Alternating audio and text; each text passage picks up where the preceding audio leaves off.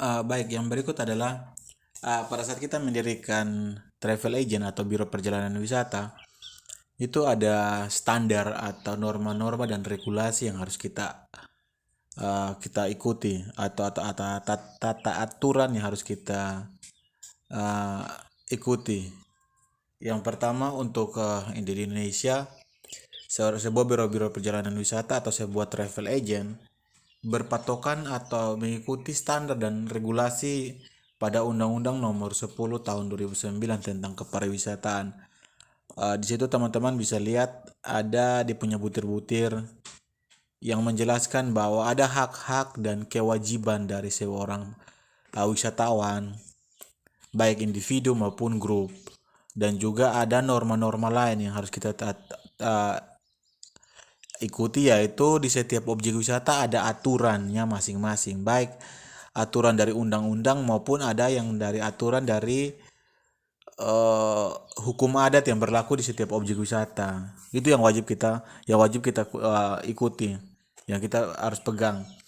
Contoh undang-undang bunyi dari undang-undang nomor 10 tahun 2009 bahwa setiap wisatawan, setiap pengunjung yang masuk ke sebuah objek wisata itu dilarang merusak, merubah semua fasilitas, memindahkan ataupun mengotori sebuah objek wisata dalam bentuk apapun, sengaja ataupun tidak sengaja. Itu ada undang-undangnya. Dan yang bunyinya itu bahwa setiap orang yang melanggar itu akan dikenakan denda kurang lebih penjara 10 tahun atau minimal denda bayaran itu 1 miliar rupiah. Nah, itu bunyi dan aturan yang dibuat. Jadi sebelum pada saat kita membawa tamu, kita harus kasih tahu tata aturan yang berlaku di setiap objek wisata atau di negara yang akan wisatawan kunjungi.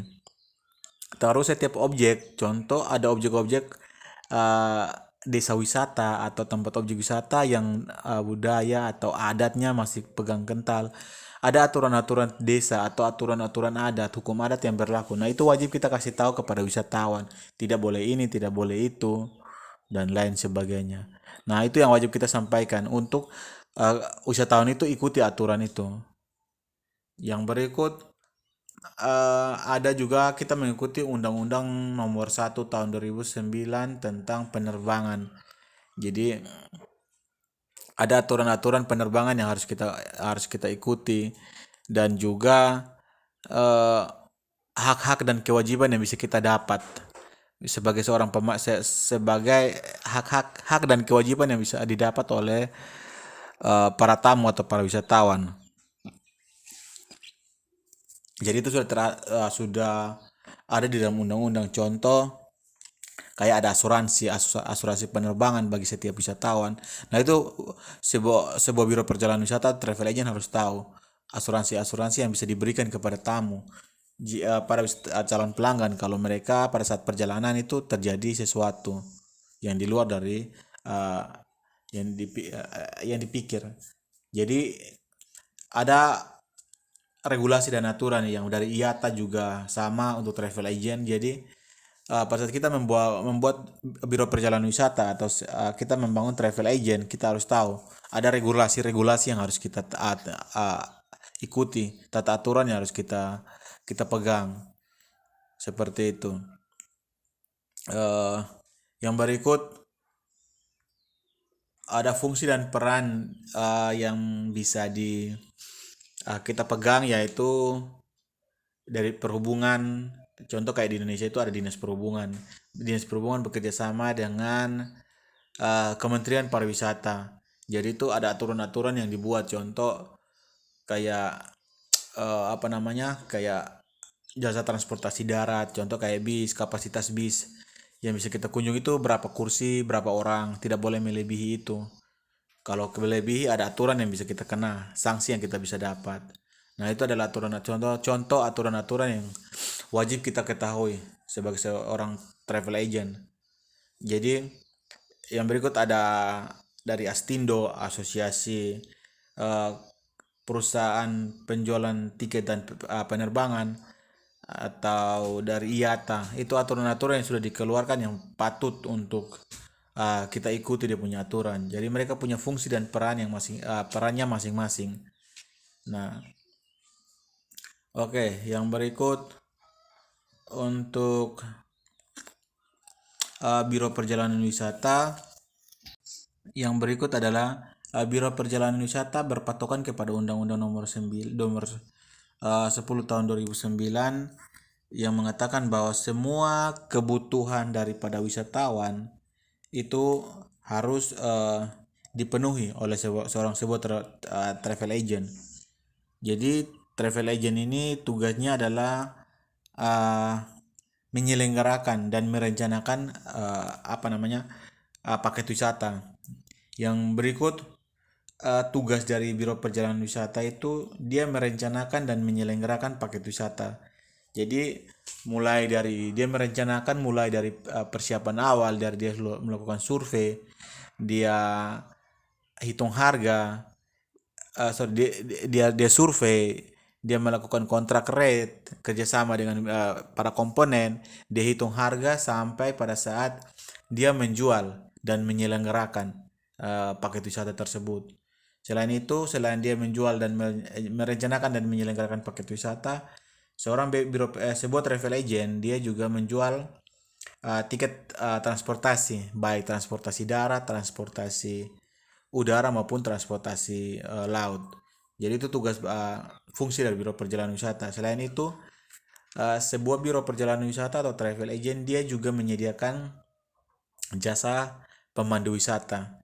Jadi jasa pemandu wisata ini ada dua model, yaitu pemandu wisata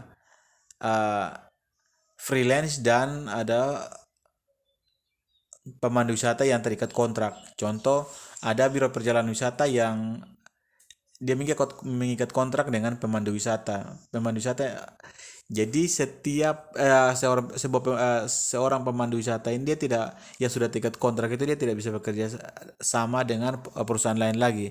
Jadi setiap ada tamu yang datang beli paket di itu biro perjalanan wisata, dia punya kewajiban untuk handle itu tamu. Sedangkan ada pemandu wisata yang namanya pemandu wisata freelance. Jadi itu dia tidak terikat kontrak dengan perusahaan jasa travel agent manapun. Dia bisa kerja individu maupun bisa kerja dengan perusahaan-perusahaan yang lain. Jadi kayak ada perusahaan yang mungkin dia punya tamu lebih, dia butuh pemandu wisata lain cadangan, dia bisa menghubungi si pemandu wisata yang freelance ini. Jadi seperti itu. Jadi sekarang banyak juga pemandu wisata yang lebih banyak dia freelance, dia tidak mau terikat kontrak. Kalau yang terikat kontrak itu dia dibayar per bulan. Sedangkan kalau freelance itu dia dibayar setiap kali dia handle tamu. Itu bedanya di situ. Yang berikut adalah uh, Biro Perjalanan Wisata atau travel agent ini dia juga bantu mengurus dokumen-dokumen perjalanan wisatawan, baik mengurus paspor, visa dan dokumen-dokumen lain yang berhubungan dengan perjalanan wisata. Contoh surat kesehatan, contoh kayak sekarang ini ada harus bawa surat vaksin dan lain sebagainya, itu bisa dibantu diurus oleh seorang travel agent seperti itu. Jadi contoh kayak apa ya, paket wisata umroh ya, orang mau melakukan umroh ke Mekah. Nah itu biasanya orang-orang para lansia yang mau para calon jamaah haji yang mau ke Mekah, mereka merasa ribet untuk urus berkas-berkas, mereka minta tolong kepada si travel agent itu untuk membantu urus mereka pun dokumen-dokumen seperti itu. Nah, biasanya itu ada yang namanya tipping. Tipping itu yang diberikan oleh si calon jamaah itu yang diberikan kepada si travel agent itu. Seperti itu. Yang berikut si Biro Perjalanan Wisata juga dia turut menjual produk-produk pariwisata. Contoh produk pariwisata kayak objek yang sudah saya jelaskan tadi, objek, hotel, resto, tempat penjualan souvenir dan lain sebagainya. Itu mereka punya kerjasama.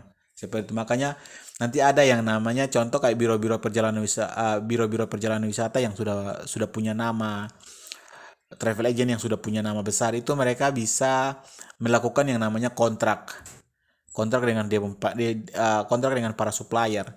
Jadi ada di dalam kontrak itu ada harga yang dia kasih. Nanti di slide berikut saya jelaskan apa keuntungan yang bisa didapat dari para supplier. Apa keuntungan yang dapat dari si travel agent dari dia punya supplier. Seperti itu. Oke, itu adalah tugas fungsi dari sebuah biro perjalanan wisata.